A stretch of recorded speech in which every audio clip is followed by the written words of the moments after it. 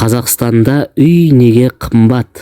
Отбасы банктың статистикасы бойынша бүкіл берілетін ипотеканың 66% отбасы банк, 9% 7-20-25 бағдарламасы, а қалған 20%, 25% примерно ол коммерциялық банктер. Бәрібір де үкіметтің үлесі өте орасан зор болып тұр. Базалық пайыздық мөлшерлемеге келетін болсақ, мемлекетте бізде қанша? 16%. Берілетін несиелер олар 5%, 3,5% льготалық несиелер. Күшті, бірақ әрқайсысы ала алмайды оны. Қазақстанның қаржыгерлер ассоциациясының жасаған статистикасы бар.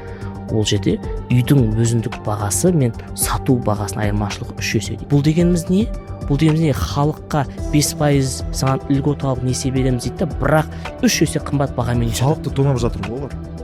Тонап жатыр, натурально. Лоббистердің көйіп кеткендігі ғой. Бана құрылыс компаниясында да лоббистер үкіметті қандай көрдің бе? Былай система ниппель дейді ғой. Қинатып жіберген да. Миллиардер болып айтады ғой. О народе думайте, дайте ипотечную программу. Үкімет сонда өзінің банағы шығарып тұрған пайыздық мөлшерлемесінен төмен пайызбен қайтадан нарыққа ақша жіберіп жатыр. Ал нарық заңы қалай?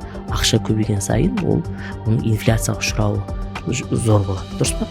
Бұл деген сөз біздің банағы ипотека арқылы үкімет инфляцияны қоздырып жатыр. Былай қарап тұрсаң көмектесіп жатыр, бірақ көмектесіп жатқан жоқ сияқты да. Иллюзия бар сияқты.